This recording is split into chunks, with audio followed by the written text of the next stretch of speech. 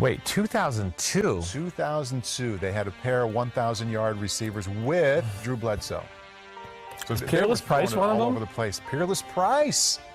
Peerless Price. Pete's even more surprised than I am that you got that one. And up yours, Pete.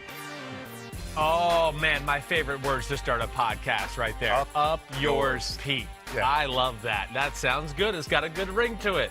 Paulie Burmeister back today. Yes. Man, thanks for coming back because I had to host my own show on Monday. Whoa. I've been anxious to ask you how that went. Yeah, because that's not easy. It's not easy. I mean, hosting a show is not exactly in my wheelhouse to begin with, let alone, you know me, and can I pull up the teams? Can I look at the notes? Right? I'm trying to host the show and waiting for that dead moment so I can okay, wait, this is what I want to say. Man, that was hard. That was very hard. So the hosting part of it was harder than the analyzing part of it. No, I'm always good, but it affected my analyzing too. Right. Because I came away going, damn, there's like 2 or 3 things I missed I wanted to say about this because I was worried about involving my dad in the conversation and all that crap. So I'm glad we got a head coach here so I can just go back to playing quarterback because I can't do both, all right? I'm glad, and that means when Paulie B's back, QB Jeopardy's back, and that's one more chance for me to make Pete shut the up because he doesn't think I'm going to get any today. Pete's nervous that you might not get one. Right. Pete texted me, he said, I wouldn't get one of these. I said Vegas has the over-under 2 out of 5. Listen, I like Pete. He's very smart. He's smarter than me in all areas as a human. Is he? Football, he is not. Okay? So when he says he wouldn't get any of them, I feel like that means I would get at least 3. That's what I feel like. Just as a little tease for what's coming, the college football playoff edition. Okay. Quarterback Jeopardy. So all the questions and answers have to do with the 4 teams playing in the college football playoff coming up here at the end of the week. All right, good. It's not going to be. It's going to be pro players infused in there. Or are we going to be talking about only college kids here? Let's see. At least one of them is just a college angle. Okay. I think the rest of them, it's all NFL. All right. Yeah. I'll be okay. I'll be okay. Hey, you'll be more than fine. It's Chris Sims Unbuttoned, and it's presented to you by Verizon. I'd want to get that in. It makes me feel so much more professional and big time when I say that. And that's the hosting part of the show you do very well. You always get in the Verizon point. I'm good at that. I know who pays the bills. So What the Wednesday is usually about what happened the week before, but since the time of year we're in and how important it is the last week of the regular season, this is now a what will happen Wednesday. Am I understanding this correctly? We are, yeah. Of course, because we have some repeat matchups going in, to Week 17 that, of course, are going to determine the playoffs and everything that goes down there. So I went back and watched the Rams versus the Cardinals from a few weeks ago. Went back and watched Washington. Well, not Washington, Philadelphia. I didn't watch that one. All right, so that's the one matchup I didn't because it was the first game of the year, and I don't think there's any correlation for me to bring up there. Browns Steelers. Went back and watched it. Giants, who am I missing? Giants, Cowboys. Again, that was early this year, but there's a few things. I wanted to check out the matchup in general, and I think we'll be able to bring out a few things from that matchup as well. And am I missing one more? I think I am, but I can't remember. Did you say Green Bay, Chicago? Bears? There you go. And that was not too long ago either. And I think there's some good talking points there either way for at least things that concern me about the matchup the first time, and we'll hit on things where I think, ooh, this team should be able to do this, or did this the first game and didn't do it enough, and they need to do it more, and maybe we'll have different results. So we'll get into a little bit of all that. And every single one of the games, obviously this time of the year on Sunday, are repeats, but we've picked out the 5 that have real significance for the postseason. Right. Teams that have to win and get in or claim a certain seed. So that's why we pick these games. So should we start in the NFC North? Yeah, let's do that. Okay, let's begin. Packers and the Bears. Week 12, they played the first time not very long ago.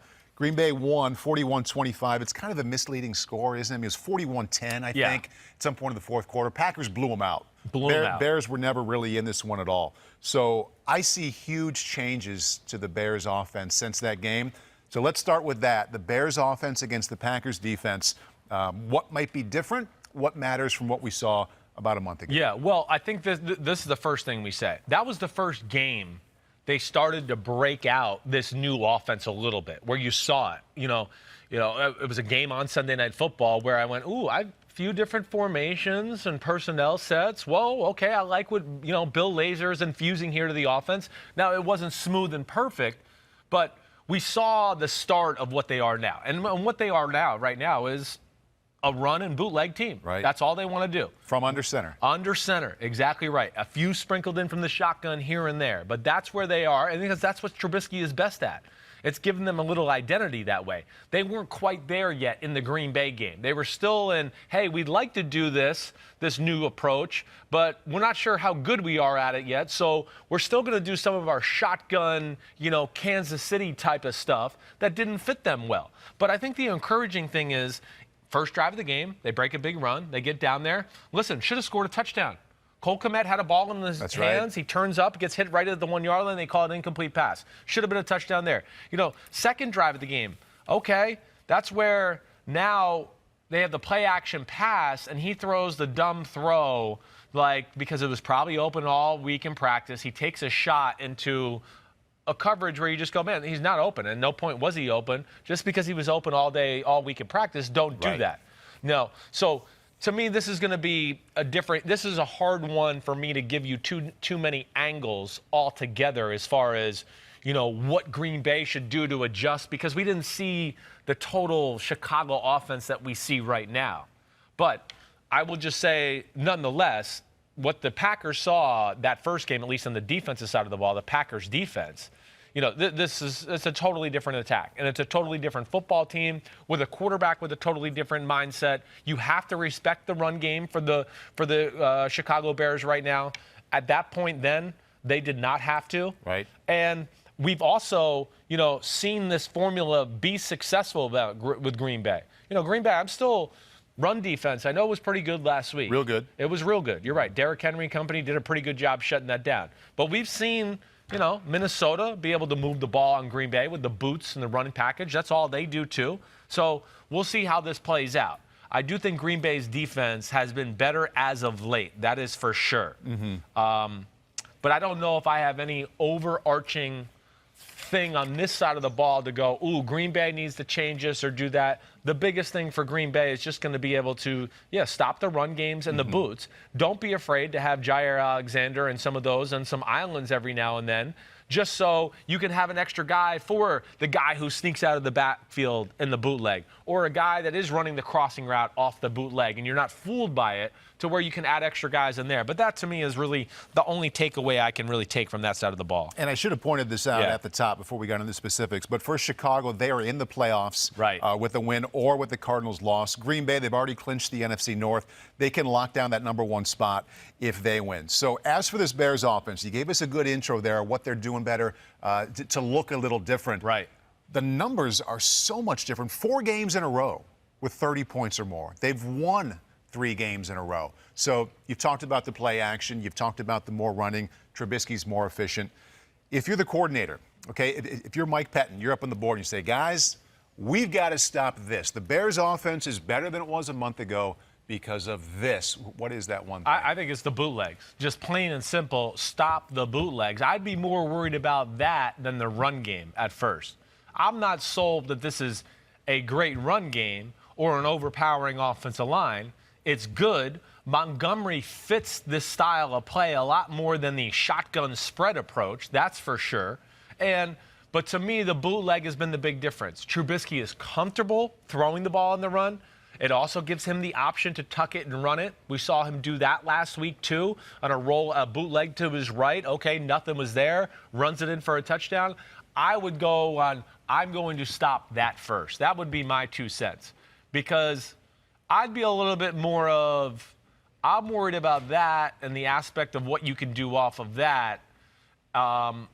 And I would be more in the, prove to me you can run the football first. I might play some run-stopping defenses, but we're expecting boot.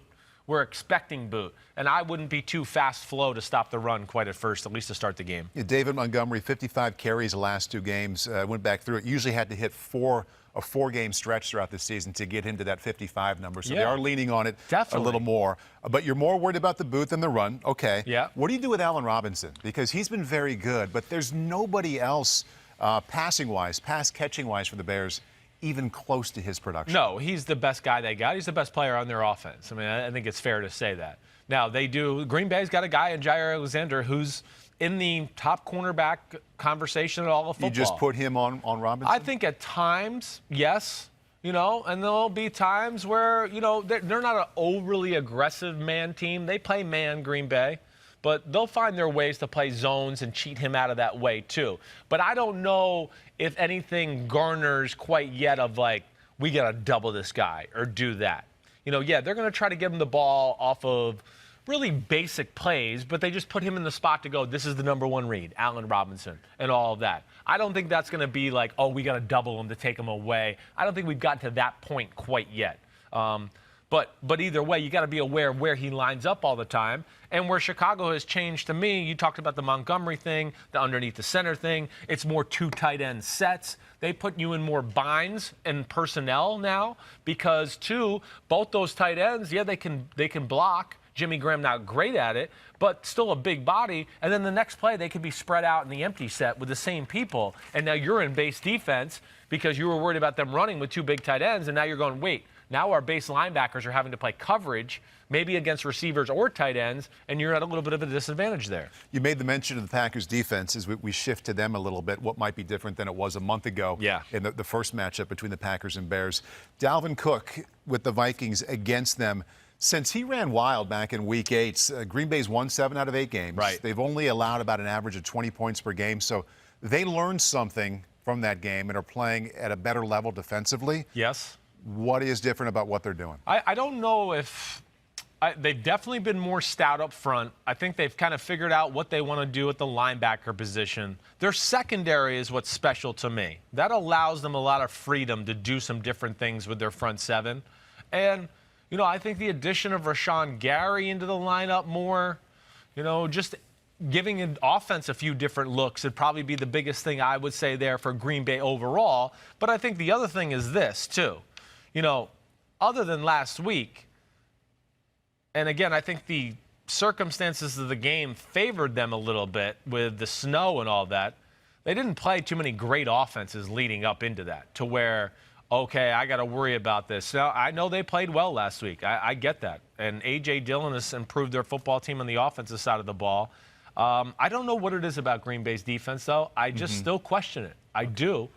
But it has been playing better. But I just don't know if it's against anything special for me to sit here and go, oh, I feel so much better about it going into the playoffs. Here's a question from Twitter about the Packers' run defense. Jacob Woolsey asks, I noticed Green Bay using a 5-man front to stop the run. What's the key for the Bears to succeed against it? Yeah, well, that type of thing, 5-man front, that, again, will get into the play-action boot game. You're going to overplay your hand there with people at the line of scrimmage and doing that. That goes into some of the Rashawn Gary stuff we've seen, these 5-man fronts they're doing. It's going to be about that, and then just finding 1 or 2 runs that you feel schematically good about and blocking those fronts. Everybody has their own little approach. Or, when I played for John Gruden, if it was a 5-man front, we had these 2 or 3 runs we loved. But then when I went to Josh McDaniels, he might have had 1 of those runs in it, but he liked 2 or 3 other runs that he felt like were great against the Bear front, the 5-man front. So it's about finding that, but I still think ultimately when it comes down to Trubisky and the Bears, it's all about that play action and boots. Okay, other side, when it comes down to Aaron Rodgers and the offense, just absolutely rolling. Yeah. Passing game, now the running game too, with A.J. Dillon is back. Again, we are kind of starting these conversations comparing to what happened in the first matchup a month ago. Right. What jumps out to you about what has changed, Packers offense, Bears defense? Well, I don't know if anything's changed with the Packers offense. That I can't sit here and look at anything and go, other than that, they're playing better now than they were then, which is scary for the Bears because they got blown the off the field that game. I mean, there's no doubt. What's different about the Packers now, too, which is a little discouraging if you're the Bears, is the Packers are actually better at running the football now than they were then. They had a good night against Chicago that night. Don't get me wrong. There's no doubt. I mean, they made a lot of big plays in the running game. But the last few weeks, they've run the ball like against everybody and even in plays and in times where they're going to run the ball. Yeah. So to me, they're starting to truly overpower teams in the run game where I go, well, this team knows they're going to run it, and they're still getting 6 yards. Like, that's where I think they've improved, where before I would have been like, teams are always worried about the pass and Rodgers, and then when you play an overly pass-protective defense, that's when he gets a run, and that's how they gash you. I was never sold that the running game was a dominant force for the Packers really until the last few weeks, to where I went, uh-oh, it's a real force. And that's a problem for Chicago. It's a problem. Chicago's run defense has not been great. They've been getting pushed around in the middle of their defense a lot. You know, they went through a stretch where Akeem Hicks wasn't 100%. He was just getting back into flow here in that first Green Bay matchup. You know, the one thing I wrote in my notes that we haven't talked about enough all year is, you know, the fact that they lost Eddie Goldman was huge. It has hurt their football team, no doubt about it. They are truly compromised here in this football game. With what do you stop? What do you do? They're in no advantage in either way here. Even though the run game was really good the other night against Tennessee. Yeah. It was fun to watch Dylan run that way. Yeah. Don't you still have to start your number one worry every day of the week with Aaron Rodgers? Or no? I don't know if I feel that way with this. And it's no disrespect to Aaron Rodgers or anything like that, but just truly from my football analyzing and all of that, you know, one thing is the Packers in that first matchup, LaFleur took the run game stuff that McVay did to the Bears a few weeks before that. That's all he did. The Bears had no answer in the Rams game or the Packers game for the fake the speed sweep run game. They can't figure it out. They can't play the right defense, and they get gashed on it consistently. They're going to have to adjust to that, all right? Let alone the rest of the run game. And one of the things I wrote in my notes, and I think you have it, but here, just this is straight out of my mouth into my pen, okay? Bears run D gonna have to change in this game. They got pushed around the first game. They will get pushed around again if they don't change. What change do you want to see?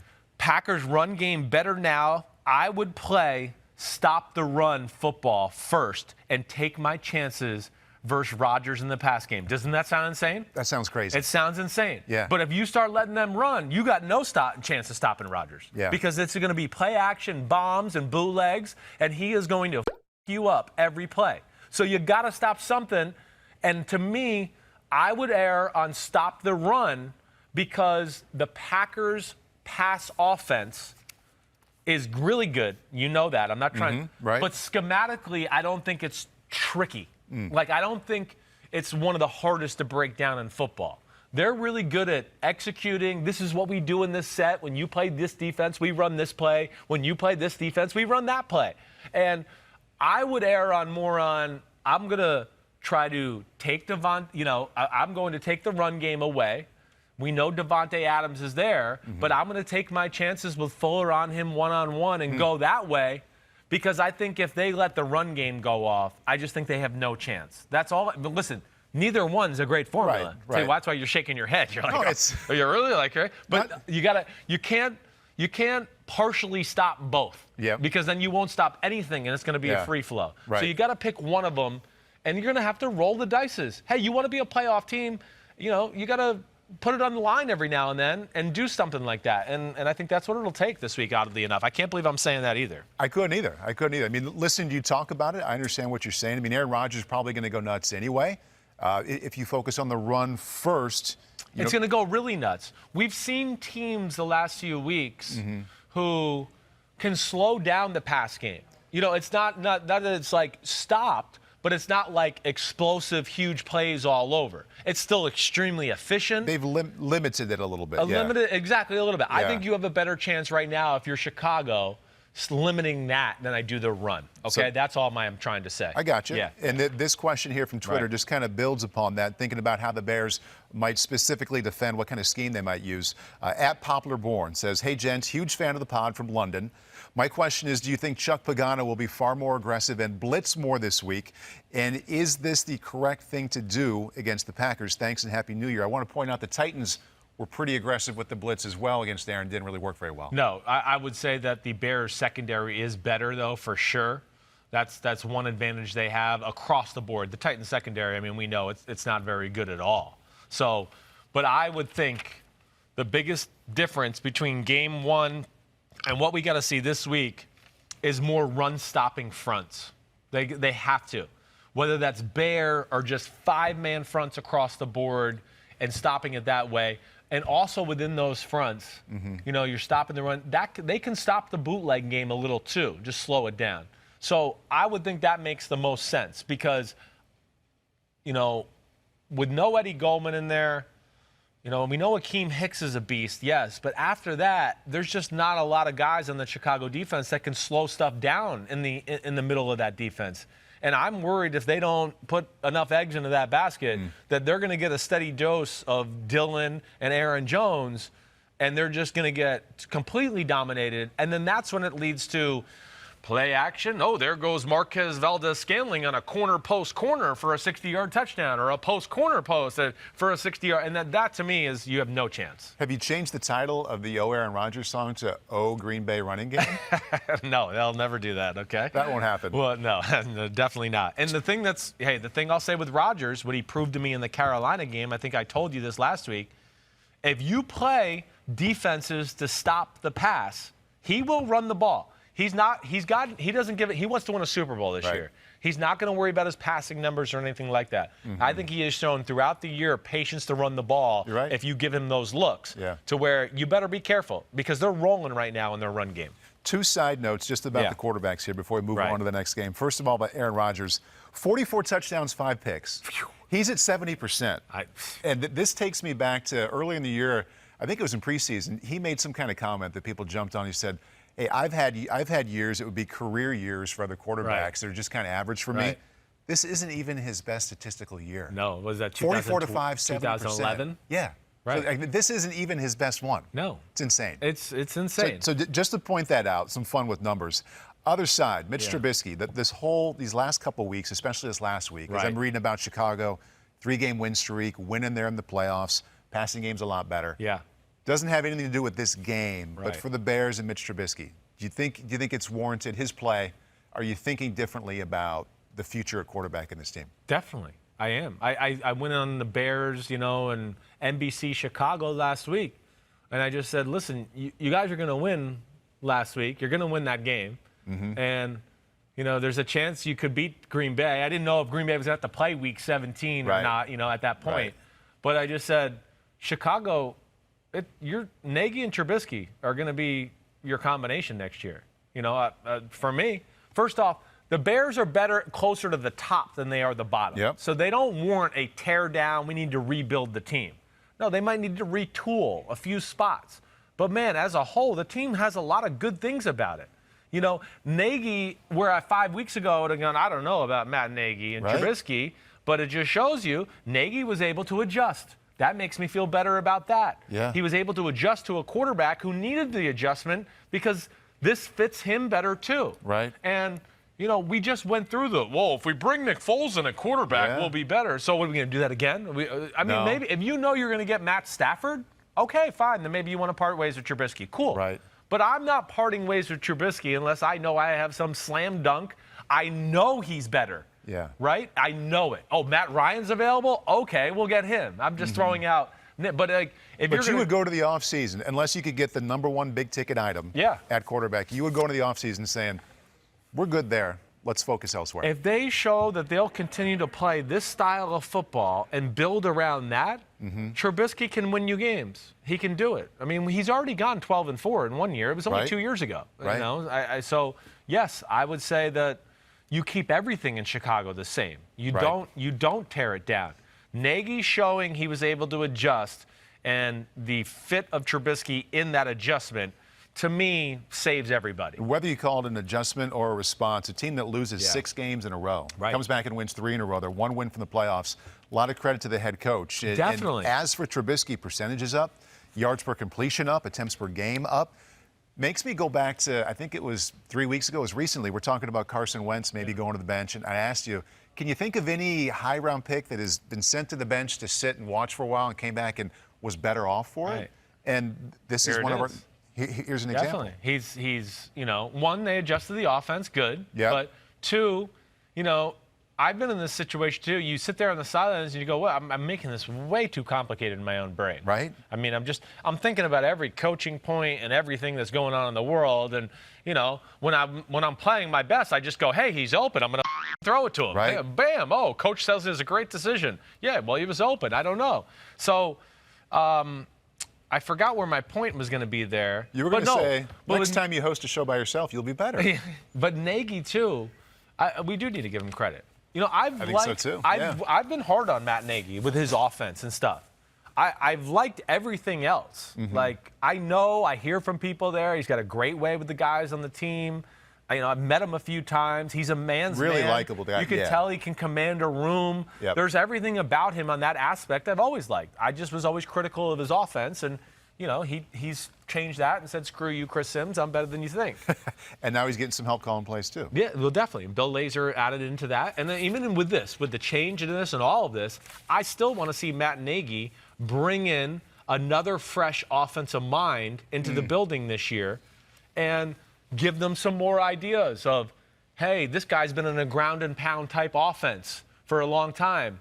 What can you add to us in Chicago here? Whether it's somebody from the Tennessee Titans or just one of these great running teams where he can go, man, I stole like 10 ideas from this guy, and now I built off of those 10 plays. I built 10 plays off of each of those plays, and now all of a sudden you got some great offense, and I'd like to see that. Amazing what December has done for the Bears. Seriously. And they're in. We'll see if we're still talking about Chicago. I hope January, we are. Right? I'm rooting for Chicago to get in. I'm just saying that right now. How could you not? I'd rather see Chicago than Arizona. I'm sorry, it's nothing personal. Yeah. I think it's just the Bears and the Nagy and the Trubisky thing. Yeah. And I just want to see them in it. How much fun is it to have a game at Soldier Field the last week of the season, Bears, Packers, to be this meaningful? Right. It's fun for everybody except probably the Bears fans, because they're like, what, Aaron Rodgers is coming to town? No. Right. All right, Steelers and the Browns, another significant game. Interesting one in the sense that Pittsburgh has said, we're kind of this chase to be the number 2 seed. Yeah. There's not the benefit that comes along with that. There used to be. So they're the division champs no matter what. They're in the playoffs no matter what. Ben Roethlisberger is not playing. That changes it quite a bit. For Cleveland, at 10-5, they win and they're in for the first time in 17 seasons. Week 6 feels like a long time ago. Yeah. Pittsburgh hammered the Browns 38-7. You think about then, you think about now. Aside from Roethlisberger being out, what's the biggest difference? Well, okay. So when you go to Pittsburgh's offense, all right, the first thing I would say is back then, there was a little semblance of a running game in Pittsburgh. There was. They had a running game. I mean, in that game itself, James Conner ran for 100 yards. Yeah. And some games leading up to that, there was, some impressive running numbers. Not where you were blown away, but you went, oh, there was a running game. Pete's throwing these up. Check it out. Well, yeah. Well, to me, it's where it gets to the point where I think in my notes at one time, I just went, what happened? It's unbelievable. Where did it all change that it all just got, lost out of control, and we just went to throw the football? James Conner got hurt, so he was out a little bit. Vance McDonald, their run-blocking tight end, he was out of it. Eric Ebron, his bread and butter is not run blocking. And I think between all those things, that's probably what got them off of the run game. Not even half the production they had in the first 7 games. Not even half. It's where it's crazy. And really, the game I thought of right off the top of my head was the Ravens game the second time around when, the Ravens were dealing with COVID. And that was the game where I just went, man, it seems like Big Ben's changing the run play to a pass play every play. Like it's an RPO, he was going to throw it. Here they're going to run, and all of a sudden he started signaling to receivers, and you're like, oh, he's changed it. I don't know if it was a pass already, but to me, that's where it really got out of control was the Ravens' second matchup. But to the point of it is this. This time around, now it might be a little different with Mason Rudolph at quarterback. Right. But there's not the run game to worry about. And the Steelers have gotten worse at blocking the run game.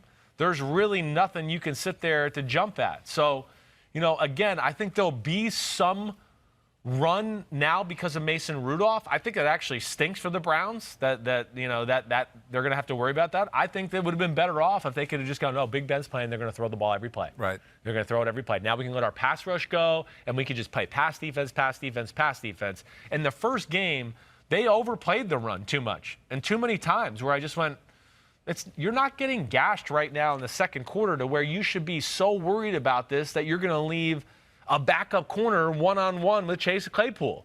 And he's going to run it out and up for a 50-yard gain down the sideline. Or, the next series, it was an out and up with James Washington against the same corner. I think they overplayed that a little bit to where that's where they'll be able to adjust this time. Where, maybe looks like we're playing run defense, but we drop out and we play all coverage and do that type of stuff.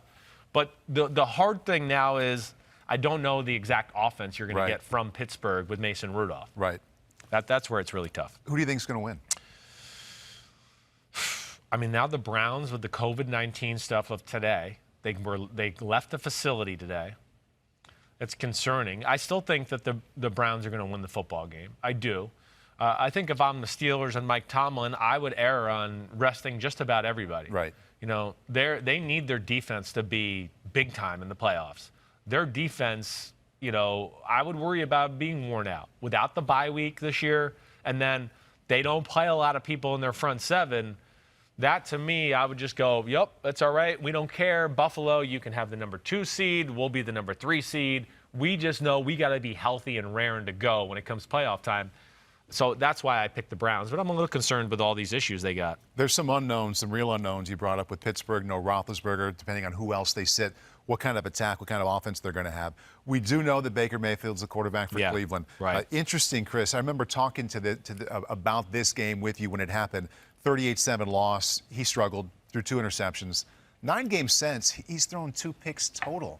I can't think of a quarterback who's changed his production as much in the last 2 months than Baker Mayfield. No, I don't think so either. And it really does. It kind of starts right here in this game where I feel like it changed around drastically after this. And I think it changed for Cleveland altogether a little bit after this, where I think they got into, you know, wait, we're too good at running the football. Our O-line is too good. We're just going to start imposing our will on people, even when they play run-stopping defenses. Screw it. We're going to do it anyways.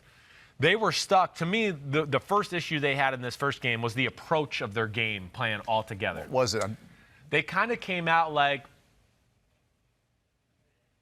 you can't match up with our receivers across the board. And they're just going to throw it all over the yard. We're going to get in the shotgun. Yeah. I don't know if Baker was totally comfortable with the run, bootleg, play-action game yet. He was kind of banged up in that game, too. He might have been banged. He had the rib, yeah. Exactly right. You know, and I think, too, they probably were going, wait, Baker's always been in the spread and the shotgun, so they were trying to kind of keep that alive to make him feel comfortable. And I think at that point, too, they were just going, I don't think these Pittsburgh corners can cover Odell and Jarvis Landry and do all that. They had Odell then. Right. Yeah. Right. Well, like, first drive, you know, there was the pick 6 early by Minkah Fitzpatrick. Yep. You know, Baker threw that bad interception later in a passing situation that was stupid when he was rolling the right. Somebody intercepted it there. But, you know, the biggest thing to me more than anything is it's like they weren't totally sold on their ability to be able to run the ball and the bootleg game yet. When they did it during that football game, it actually was successful. You know, it really was. The bootleg game was there.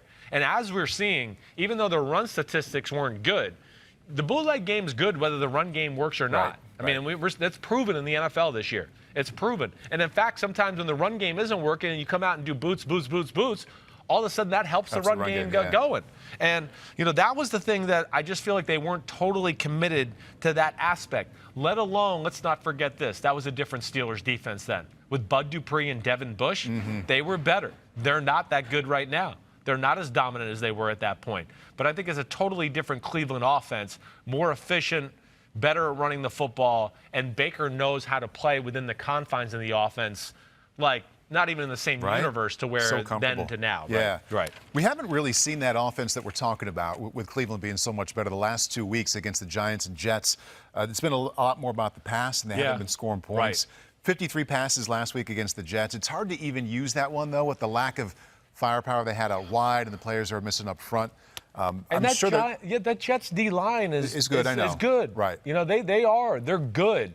Also, you know, what happens, too, is, you know, it was a double whammy. One, your players get knocked out of the game on Saturday. Right. You're stuck. Like, your game plan's in. It's hard to read too much into what happened last week. I know. I wouldn't read too much into it. Yeah. I think they came out thinking, I think they thought, hey, we're going to have to throw the ball on the Jets a little bit. They wanted to do that. Oh, wait, now our receivers are out. The Jets were all about stopping the run anyways, and now the receivers are out. They were like, whoa, we're really going to stop the run. So it just wasn't that way, let alone I think Cleveland got stuck in, okay, we can't run the ball.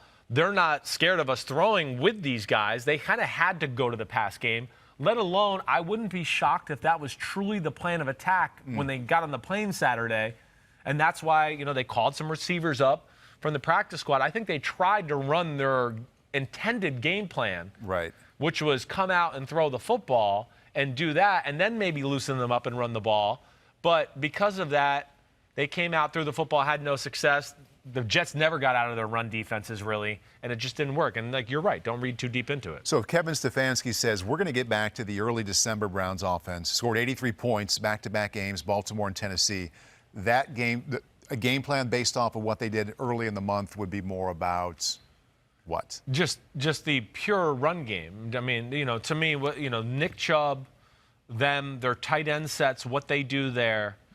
Again, I don't care if it's boots or runs or whatever, but that's their formula. That's who they are. They're like the better version of the Vikings that way or whatever. And, within that right now, too, Baker's so good at playing this style like we talked about, but he's, now he's confident. He feels good. The ball's coming out of his hand good. And this is what I talked about with my dad on Monday, too, to now where even in the drop-back pass game, he's making better decisions now.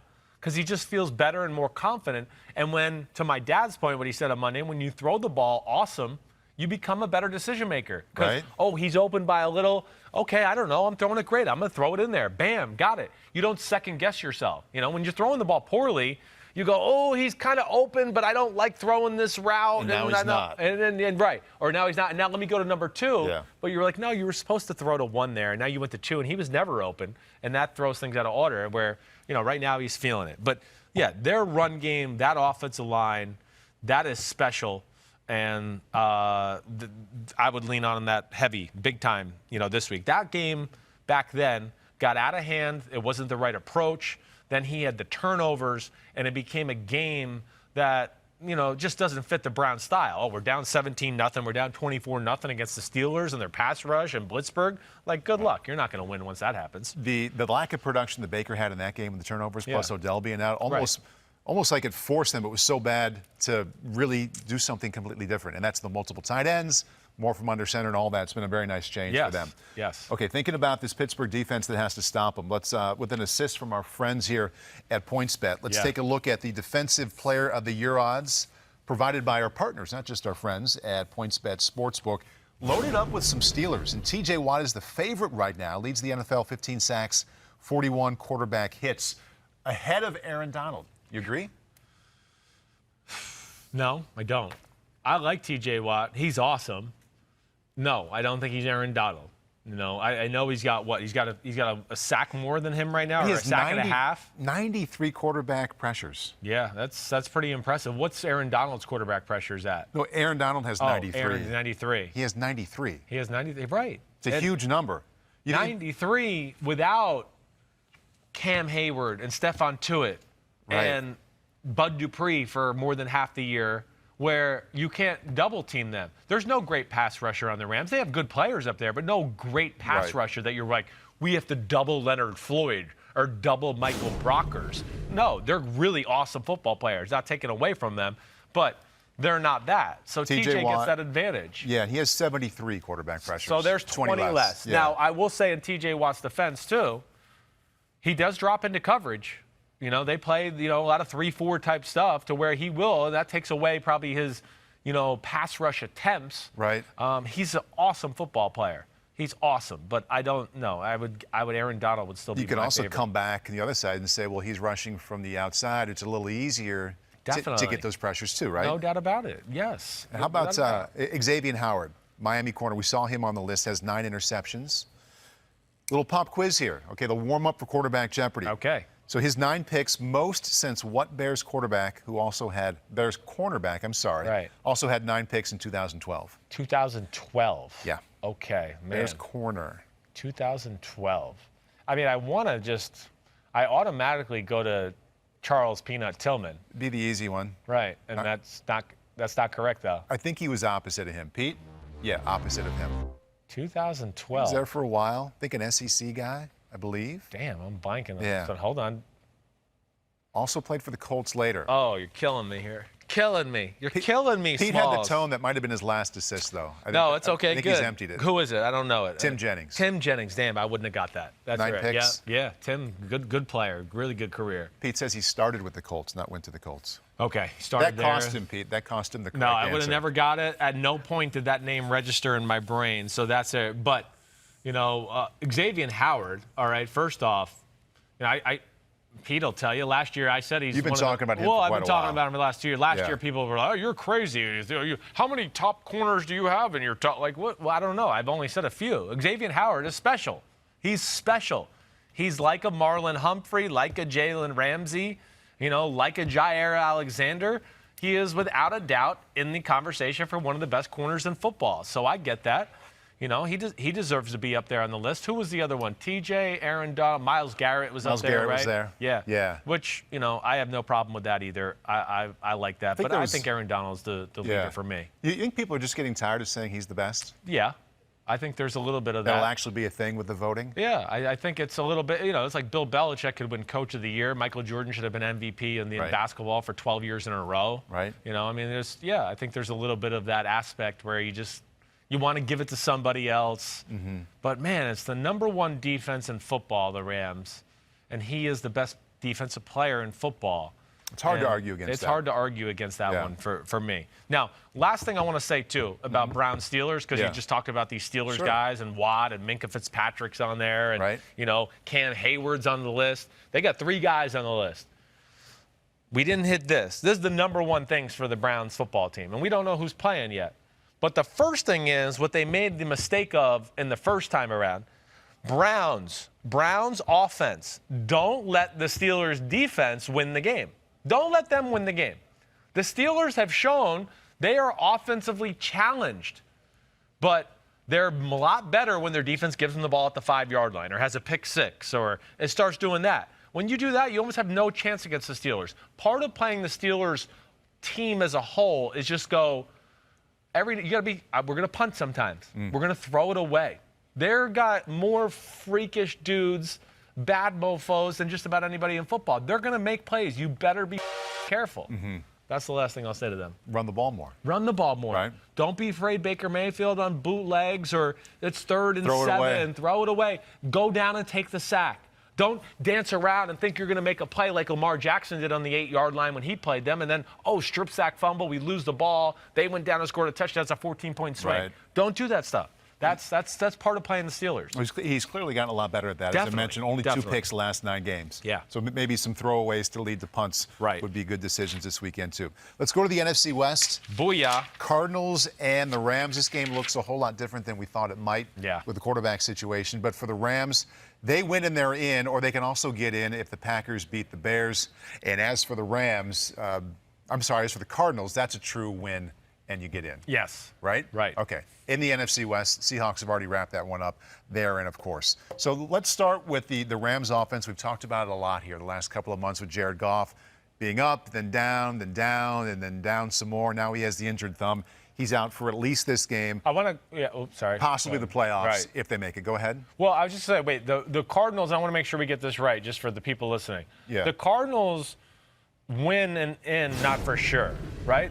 I think the Cardinals win in, Pete. Oh, win and in. They are. I'm wrong. I'm sorry. That is correct. Okay, I wasn't sure. I forgot that part, if they had the tiebreaker with the Bears or not, so I'm wrong there. Sorry, my bad. No, that's okay. It's so good we got the graphic up. Yeah. I know, there is a lot of scenarios. So for everybody listening and not watching, Cardinals win and they're in. Rams win and they're in. But if the Rams lose, they can also get in if Chicago the Bears loses. lose to the Packers. So we haven't really said, at least on the podcast I've been on, should Sean McVay bench Jared Goff. But now with the injury, he won't play. It's John Wolford playing for the very first time of his NFL career. Right. What do you think this offense is going to look like now? I don't think it's going to look a lot different. I don't.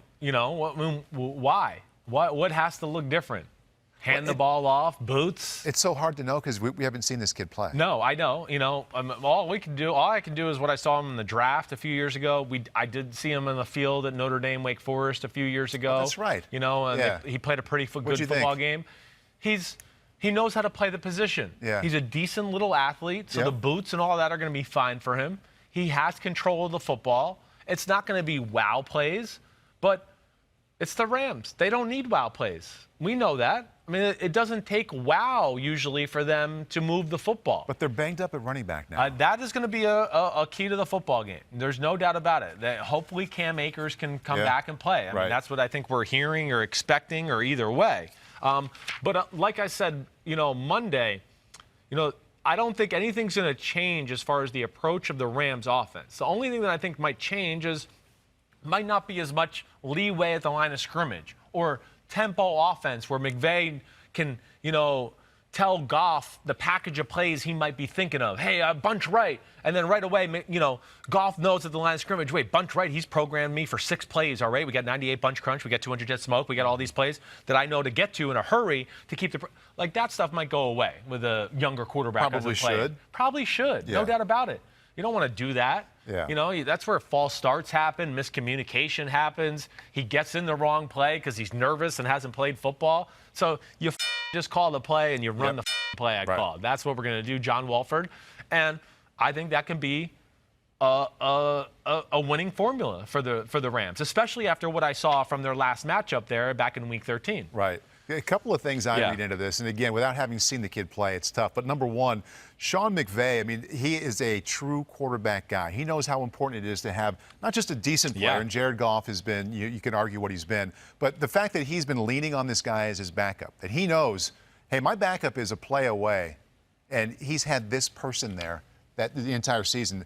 He must have some pretty good confidence built up within an organization. I definitely. Has to. No doubt. So that's number one. If you for read me. the quotes, too, about some of the things that like the Rams have said over the last 2 days, it shows you that a lot of the players, what they've said, kind of excited to see what he has, too. Right. Not that they're expecting, like, superstardom, but I think they've seen enough in practice. At least it reads that way to me, to where they're like, this could be okay. Exactly. Right. And number two, and this is going back a ways, and I know Wake Forest football isn't up here, but he won the starting job as a freshman. And anybody who does that to me as they move on, that says something about the level of confidence, level of balls a kid has. No doubt. And he carried that to the NFL. Right. So if he was good enough at age 18 to beat out some upperclassmen, multiple upperclassmen. Yeah. I mean, there was quarterbacks that left Wake Forest. He's built upon that now a few years later. Definitely. Agreed with you on all of those things there. He's played football. And, hey, to your point, they didn't bring back Blake Bortles. Exactly. That kind of just says it all. Whatever I think or anybody thinks of Blake Bortles. Would have been an easier move. Definitely. It just shows you that there was real confidence in this guy that, hey, we don't care. Blake Bortles has been an AFC champion. Like, this guy can run the offense. And, obviously they thought he could run it better than Blake Bortles. So, that I think says a lot in itself, to your point. I think you're spot on there. And with what I saw in that first matchup, too, if it ain't broke, don't fix it. This is a game where early on in this football game, they tried, because Arizona's not real big up front. They're not big. They're a speed team. They don't want to play in a phone booth. They want to play spread. That's what they see in practice. They got all these linebackers that are fast and Buda Baker and all that. They want to be a nickel and dime and run around and tackle you and play that type of game. They're not meant or built to play phone booth football. Big boy, big pad football. That's not what they're meant to do. Early in this game, I think the Rams got a little scared off from what they usually do because the Cardinals try to scare you with numbers. Oh, all these guys are at the line of scrimmage, and you're just like, I don't know if I really want to run the ball into this look. And you think you're okay, we'll throw it. But they did a good job covering in the drop-back pass game, the Cardinals. I never really saw people just coming wide open. I mean, they have pretty good cover guys. And like I said, Vance Joseph, if he feels like you are going to throw and do those things, he can do some creative things on the back end. To me, where the Rams righted the ship is when they just got back to doing what they do. And specifically in 12 personnel. Why? Because the Cardinals aren't a good big people team on defense. And that was where I think the game changed, in my opinion. Not that they killed them in the run game overall, even though they ran for 119 yards on the day. But they at least got in the 2 tight end set, Paul. The running game was effective. The Cardinals could never cover the bootleg game, the whole game. The whole game. They had issues with the guy coming behind the line of scrimmage coming out in the flat, or the guy coming out behind the line of scrimmage out in the flat, and now the other guy who blocked down to make it look like the run, and now he sneaks out that door too, right, behind the guy in the flat. I mean, they never had an answer for that. They could never figure out how to cover the guy in the flat, the guy that's coming behind him in the flat, and the crosser behind it. They couldn't figure that out. And can we assume that Wolford, even though we haven't seen him play, is going to move better in the pocket than Goff? I mean, yeah, I do think so. I don't think a movement, like all that, they should be totally fine with their bootlegs. And then, listen, Wolford's going to make some mistakes or whatever, but yeah, I've never been a fan, of Jared Goff and his feel within the pocket. Right. But if this becomes a drop-back pass game, the Rams are going to lose. I could just tell you that. That would be my first assessment. If they go, again, it's crazy because how many teams run this offense right now. But again, if it stays with the boots, the play actions, you keep 2 tight ends on the field with Higbee and Gerald Everett, it really put the Cardinals in a problem because they couldn't stop the 2 tight end run game, so they had that issue.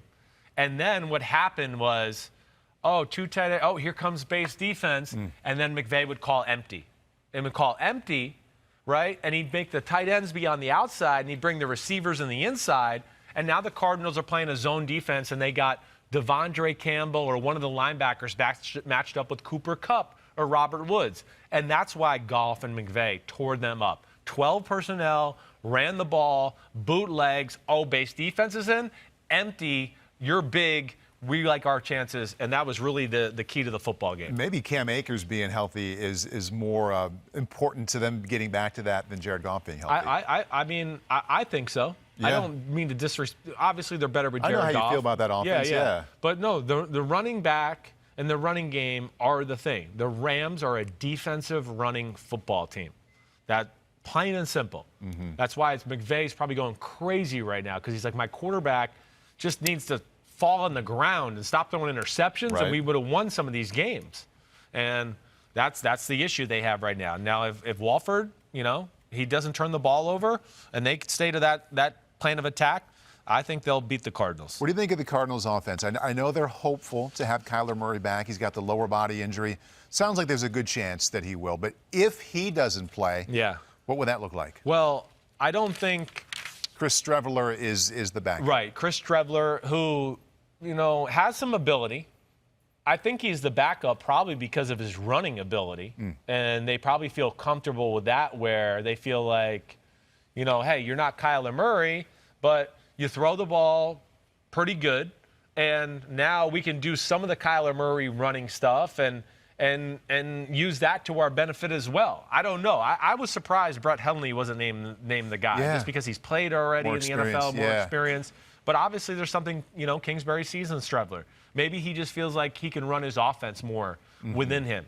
But if there's no Kyler Murray, I'm worried. Right. Their team is too Kyler Murray-centric to begin with. That's my issue with them. And, of course, it's an issue altogether. Now, it'd be hard not to be with his talent, though. I know. I get it. Now, they need to change, again, you've heard me say this before, but the Cardinals, it just can't be so predictable. It can't. And they fell into that trap in this football game. They come out early in the game, and they got in some 2 tight end sets and do that, but then it goes away, and it's shotgun 4 wide receivers every play. Like the Cardinals, you can't play that against the Rams. The Rams are the fastest defense in football. Right. They're dying for you to get in the spread. Oh, so why? There are 4 machines up front can start rushing the passer, and they can drop 7 and 8 into coverage every play, and then they got Jalen Ramsey who can lock down your best receiver. So they want that. They really match up well with the Cardinals, and that's where the Cardinals have to change something up. They have no chance. They were dominated in this game. I know that says they have 28 points. I get that. They really had one legit drive the whole game. That's all they did. They blew a coverage on the first drive, the Rams, that led off to a big, the Arnold 59-yard touchdown. They blew that coverage. Then their next touchdown drive to get 14 was their best drive of the game, and it was work. They had to convert a 4th and 11 to continue the drive. Nothing was easy. Then the next touchdown came off a muff punt from the Rams, and it was a 15-yard drive. They ran a ball up the middle, and Kenyon Drake scored. So they struggled moving the ball on them all day long. I don't know how that changes unless it's almost the same thing where I'm going to go, you need to make the Rams play against your 2 and 3 tight end sets. You need to make them play a little phone booth football. It's not much different. The teams that have beaten the Rams have played phone booth football. If you really get the Jets, the 49ers, it's been all about, we're going to be right here. We're not going to get into a speed game and a space game with Aaron Donald and Leonard Floyd and Jalen Ramsey. we're going to play smash mouth football. They'd probably be more likely to adopt that philosophy if Streveler was playing, That's right? where it's interesting. Because with Streveler, they might not feel as good about him throwing the ball over the lot. He's certainly not going to run. He might be a good runner. He's not going to run like Kyler. No, not going to run like Kyler, but maybe they call more quarterback power design runs and things like that. He is a powerhouse, this guy. I mean, he's got like some set of ass and legs on him. This is not like your normal quarterback, to where I think he can take on a linebacker and be like, I'm going to win this one. So, you know, in some ways it might be effective versus this team, but I think this is a real issue. I just don't see how Arizona wins this football game. I really don't. I think that's, you know, here, I'll write my synopsis here. I just wrote, too predictable in offense, never gave the Rams anything to think about, okay? You know, not going to beat the Rams in spread football. You heard me say that. It's probably the fastest defense in football. They prefer that style. You got to make the Rams play big boy football and play in a phone booth like we talked about. The Rams played a lot of five-man fronts, so Kyler Murray couldn't run around. They tried to take rushing angles, scrambling angles away from him, which is even more concerning to me, because the Rams don't want to play five-man fronts. They don't blitz. They know they're good in the front four. They want you to sit there and hold the ball for an extra second reading coverage, and then I've gotten killed by Aaron Donald. Yeah. That's their style of football. With this, they took the chance of bidding the extra pass rusher, I think also because they went, we got this pass game. We know where they're going to go. When the slot goes out, this guy does that. When this guy does this, that guy. I think Brandon Staley was very comfortable with having one less guy in coverage to go, I still got it covered.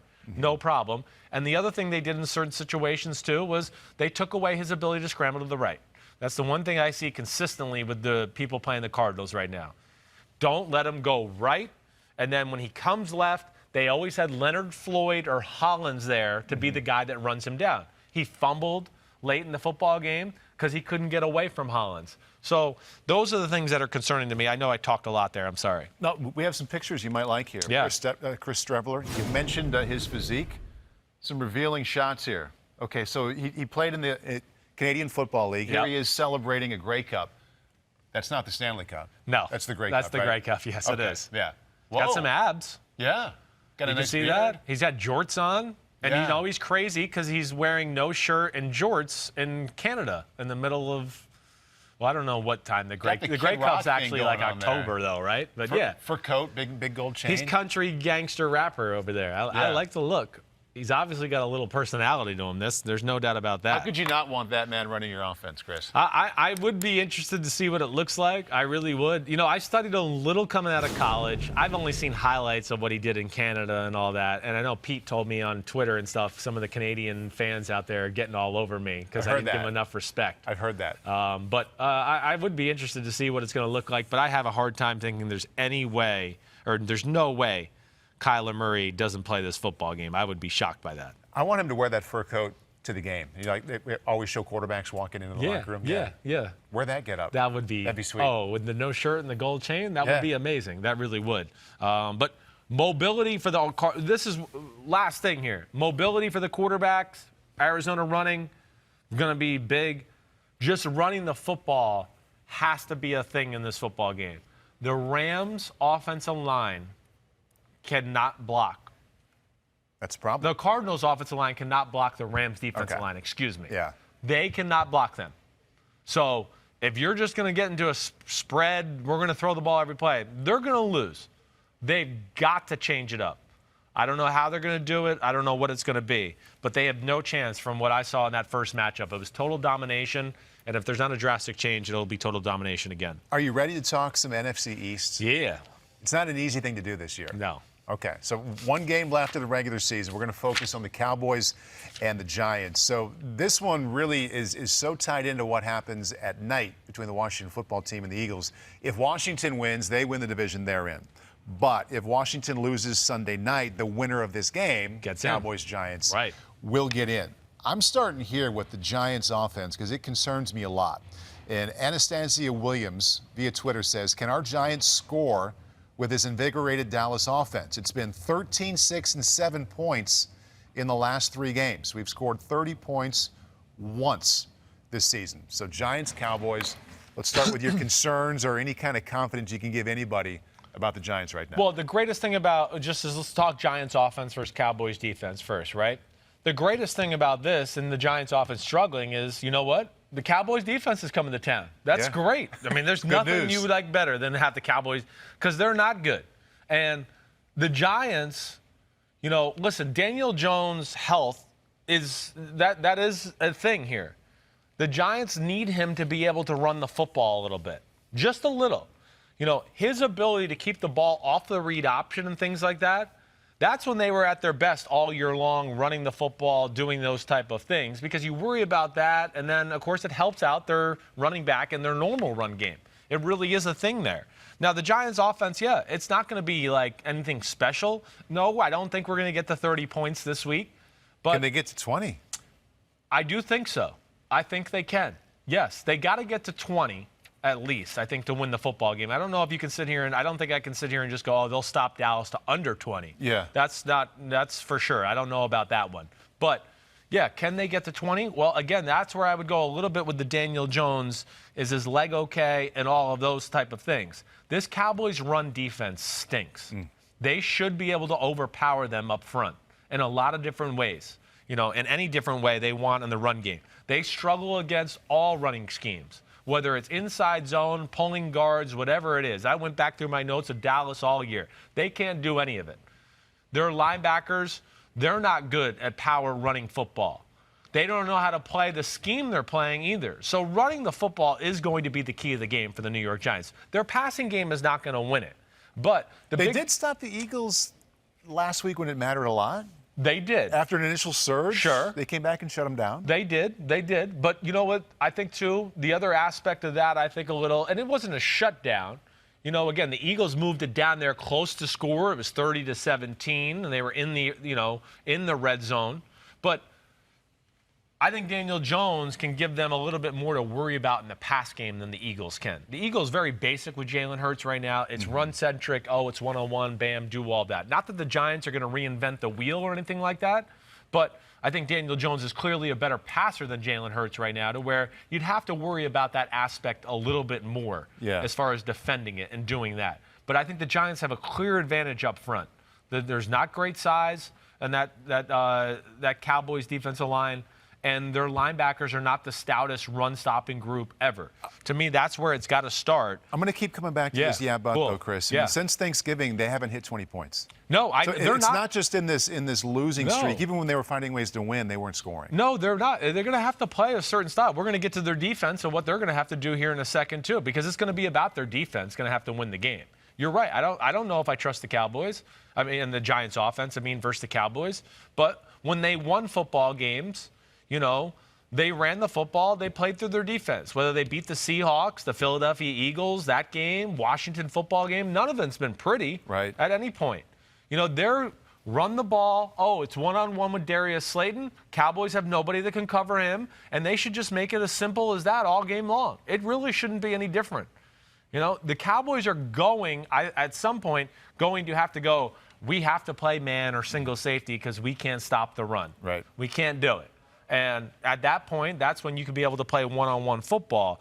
It's a hard game to go back to. There's a lot of different things about both teams. The Giants, they were still learning the Jason Garrett offense. It was week 5. It was week 5. Yeah. Dak Prescott was playing for the Cowboys. Right. There were some different defensive linemen on the Cowboys that were playing then that aren't playing now, which I actually think should make the Giants – the Cowboys have lost big people. Yeah. So they should be able to run the ball – at will more this time around than they did then. It's hard to find too much relevance in that. It was a fun game, minus the Dak getting hurt. That was awful. But 37-34 was a good game. Yeah, so way long too many ago. passes in the first game. Yeah. Way too many drop-back passes.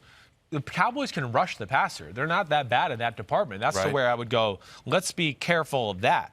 That's where, to me, the Giants need to play a Seattle Seahawks type game here that they did that game. Run the ball, a few throws here and there, and hope our defense can play really good on that end and win the game that way. I think you've given Giants fans a little bit of hope, and offensively that hope has been tough to come by with how you set up how they ought to attack the Cowboys defense. Let's go other side. Yeah. Andy Dalton has been really good recently. The Cowboys have won 3 games in a row. Cowboys offense on Sunday against the Giants defense, advantage who? I think this is a close one. It's a close one. The Cowboys pose problems because of the weapons they have at receiver. The Giants are not going to be able to match up with all those guys. There's no way. They can't match up with Gallup, CeeDee Lamb, and Amari Cooper across the board. There's no way.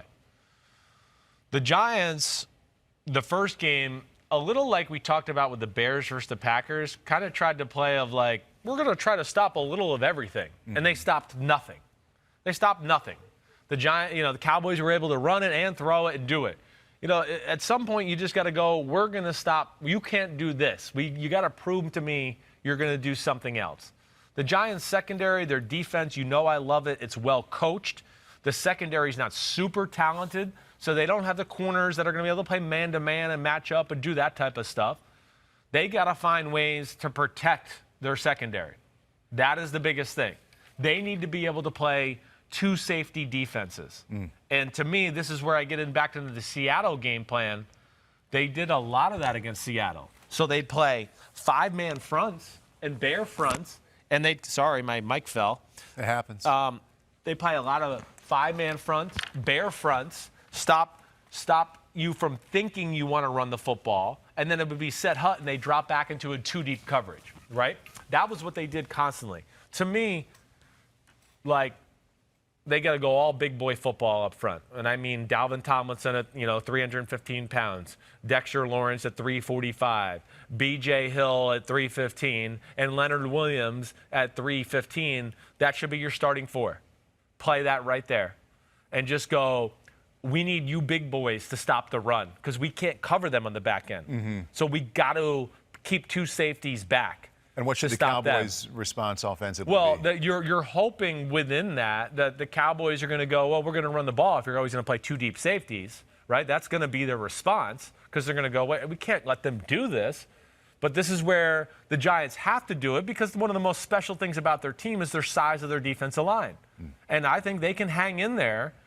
And if you could do that, play bare fronts, play the big people up front, you could play 5-down fronts with a linebacker on the weak side to where, he's there for run. Okay, now set hut, he drops back into coverage, and he's the will linebacker in Tampa too. You can do certain defenses where it's, hey, stop run, but we're really in a pass defense when it's all said and done to stop it. And I think to me, that's how the Giants have to play this football game. Does it line up in what the Cowboys want to do based off the fact that Zeke is coming off his best game of the year? Coming off his best game of the year, but it wasn't a dominant game. It was the last two drives, really the last drive of the game. Some empty calories there? Well, just a little bit, right.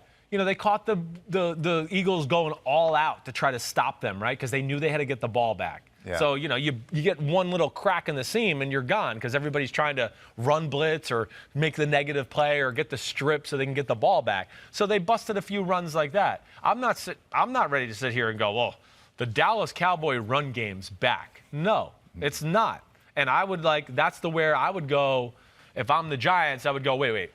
One thing we know, that he can hit Amari Cooper and Michael Gallup and CeeDee Lamb. We know that. Yep. We haven't seen the Cowboys just impose their physical, run game will. It's been a while. It's been a while. That's what I mean. So, again, in a game where you might feel you got to stop something, and to me, I would play stop Andy Dalton in the pass game, and you prove to me, a bunch of guys who I don't know on your offensive line in the Dallas Cowboys, that you can move these big off their spot and do that. And I think that's the Giants' best chance to win the football game. It's amazing that they both have the exact same stakes they're playing for. And again, if Washington wins that night, it doesn't matter.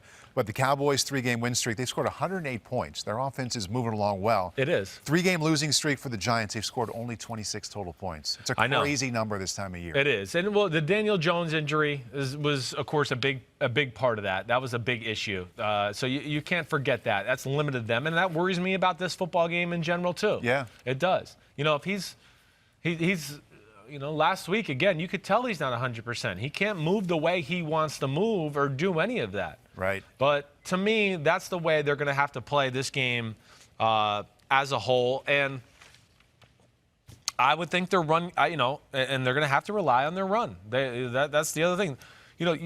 Everybody is running on Dallas. And we saw the Ravens, they pulled guards and whooped their ass running the ball that way. You know, I saw the Washington team on Thanksgiving never pull a lineman and just do inside zone and zone cutbacks, and they just gash the hell out of them. They should be able to run the football and kind of play that style of football. It's all going to come down to like what we just talked about. Can they stop CeeDee Lamb, the receivers, and all that? And I would just say, hey, you got all these big people. Let them do it themselves. Play pass coverage. One fun question here from Twitter. We love the handle @SimsHomies. As a Giants fan, is it better to make the playoffs and learn to win, or better to get a top 10 draft pick? Well, let's see. I mean, if they win, first off, I right off the bat, I want to say win, get in the playoffs, start to establish a culture, you know. Get Daniel Jones a playoff game. Get Daniel Jones, the whole organization a feel of it. I don't care. Who gives a damn, you know, whether you're 6-10 or not. It's a great experience, and you're still going to be able to say you went to the playoffs. Yeah. You know, so there's that aspect. And really, I mean, how much is it going to hurt their draft chances? I guess it's going to hurt it significantly, because if you're in the playoffs, you end up going to the bottom 12 no matter what, as I'm talking to myself here and figuring that out.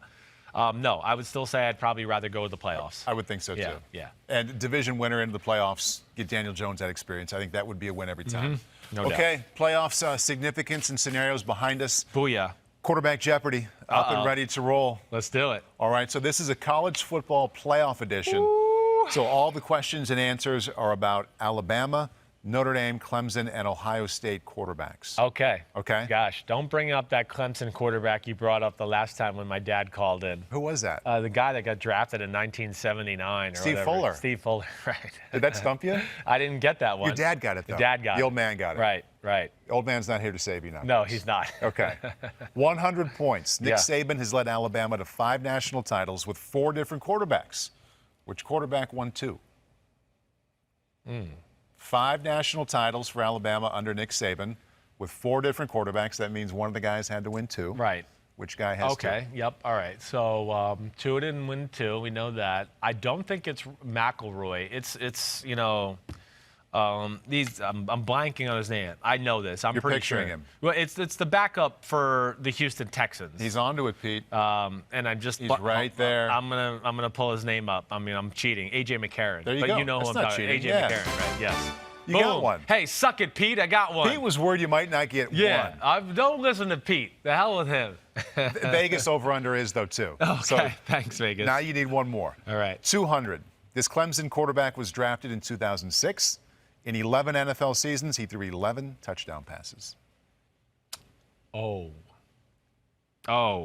Charlie Whitehurst. 2 for 2. Bam! Already hit that in 1,000. Do you know who you're messing with? I do. I'm a historian. I did say to Pete when we were battering back and forth, I said I think he'll get the first 2. Okay. Next so 3, this is where you're not sure. Next 3, I'm not so All sure. right, I'm nervous. Okay, 300 here. Ian Book, second all-time at Notre Dame now for quarterback career rushing yards. The quarterback in first place led the Irish to their last national title. Tony Rice. 3 for 3. Bam! I did not see you getting Number 9, baby. What? Yeah. Come on. I was in. Yes, I did work Notre Dame football, but I was. You know, I would say one of my first memorable college football seasons as a young child, right? Because I was always pro-oriented. Yeah. So that was always on my radar. But that '88 Notre Dame football team, I think was the first year as a young Chris Sims, where I was like, man, college football. This is amazing. Like my mom, she was always into this, so she started to get me into it. Yeah. And I could still remember watching Tony Rice and Notre Dame versus Rodney Peete and USC. I think it was a 1-2 matchup that year, right? Yeah. I mean, that's putting chills in my spine right now just thinking about it, because I feel like I can remember hearing. We were such fans then, right?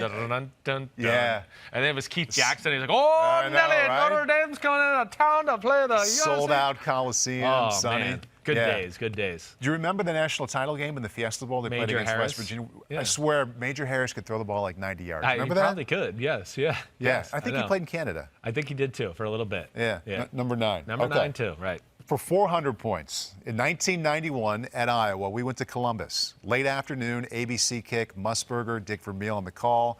Both teams ranked in the top 10. Name Ohio State's starting and backup quarterback that day.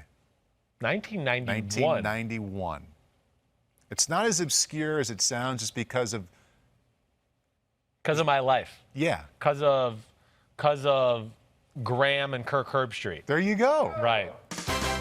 Kent Graham. Kent Graham. I would have got there. Yeah, Kent Graham, Kirk Herbstreit. He's feeling confident, Pete. You know, we talked about Baker Mayfield. His decision-making gets better as he's throwing the ball better. I'm throwing it good. He's the ball's like, coming in my hand bring on clean. this 500-point. Right. Yeah. Right. Okay. Hey, 500 just points. one more time, Pete. 4 for 4. It was up years earlier. Now it's now we're into elevated to 500 points. This quarterback started his college career as a punt returner, eventually became the starting quarterback. As a 2-year starter, never lost a game at home. After his senior season, he was drafted by the Miami Dolphins and the Minnesota Twins. Hold on. Start that all again. Yeah, okay, just one more time. Sorry. Okay, there's a lot going on here. There was a lot It's 500 going on. points. We don't just give away And the 500 I was still thinking points. about how good I've been doing, so I didn't even hear the first part. You gotta focus. Okay, this quarterback started his college career as a punt returner. Okay. Yep. He eventually became the starting quarterback, 2-year starter, never lost a game at home. After his senior season, he was drafted by the Miami Dolphins and the Minnesota Twins. Okay, so hold on a second here. This is a good one. So he started as a punt returner. You're laughing because it's like it's one I'm gonna know, right? This is a good time to remind everybody and you, Mr. Confident, you've never hit all 5. Yes, thank you very much. Questions, that is. All right, wait. So Notre Dame. Oh. This could be Notre Dame, Clemson, Bama, or Ohio State. Remember. And those 4 are in play. He was drafted by the Dolphins. Drafted by the Dolphins and the Minnesota Twins. And did he play in the NFL? Pete? Yes. He did play in the NFL? Yeah. If you need another hint, I've got one written down here. Damn, it's killing me because I just feel like I know I'm going to know this, and it's driving me crazy. Do you need the hints? But he played quarterback for 2 years. At his school. At his school. Well, he played quarterback the whole time, but he did his first time playing on the field was as a punt returner. Holy crap. He was a punt returner as a freshman, eventually won the job, was really good. Right. Okay. Multi-sport athlete. Yeah. Yeah. Damn. Yeah. Ohio State. I don't remember anybody. I didn't say it was Ohio State. It could be. I'm just running through. I don't remember anybody in Ohio State running through, being in that book. Wasn't Stanley Jackson. No, I know. No, Stanley Jackson. I know. What I'm worried about, I'm trying to think of like, Troy Smith at first, some of those names, but I don't think it's them. Yeah. Clemson did like a. They had a long run. Looking back through, but they didn't have a quarterback drafted. They didn't. Long run. Okay. Might have been Fuller to Whitehurst. Taj Boyd was after that. I'm going to say Joe Theismann. Out of nowhere, you got it. Were you hanging on to that the whole time? No. Just came to my head at the last second. I can't think of a guy that was a punt returner that was ever a quarterback, and all of a sudden I thought of Joe Theismann, and I went, he's been a punt returner. Wow. Yes, and I had no idea he was drafted by the Dolphins. That's what really screwed me. This guy takes back every bad thing he ever said about I doubt he does. In real life, I don't know if he does. He said, had I known Chris Sims would have got 5 out of 5. Booyah! On the day you said, I don't know if they'll get any. He gets 5. Saved it till the last one of the year. Damn, the Jets can't beat the Rams. The Jets can't beat the Rams. I didn't even get to use my hints, which I was so proud of. What was it? He's a Jersey meathead just like you. Oh, that would have led me to Theismann probably. Yes, that would have. That's Jersey all I got, meathead with a big mouth. Yeah, that's Joe Theismann. I wasn't going to say just that. like me. So I'm a little bit proud and a little bit disappointed. Oh, because now you're like, I didn't make it hard enough. Kind of like when one of my sons says something he shouldn't, but it's really funny. Yeah. Kind of disappointed. Kind of want to high five him. Yeah. That's how I feel about you right now. All right, good. I like those kind of emotions. That's good. You're not certain about me. Pete and I'll tuck our tails between our legs and baby. Go home. And that is how you end a podcast presented by Verizon. Chris Sims Unbuttoned, a.k.a. the historian, goes 5 for 5. Paul Burmeister, man. Thanks for leading the charge today. Seriously, good talk. Hope everybody learned something. Throw it out there. Hey, listen, next week it's playoff football. It's going to be all about these matchups, what teams do good, bad, everything like that. We're really going to get into the nuts and bolts of all that. Please, questions. I need them. We need the material. Send as many as you want. We love it. It gives me more ideas. Everybody be good out there. Enjoy the college football games. That's going to be fun to watch this weekend. Enjoy the playoffs. most importantly, Happy New Year. Everybody be safe and healthy. Happy New Year. Peace out. See ya. Joe Theismann.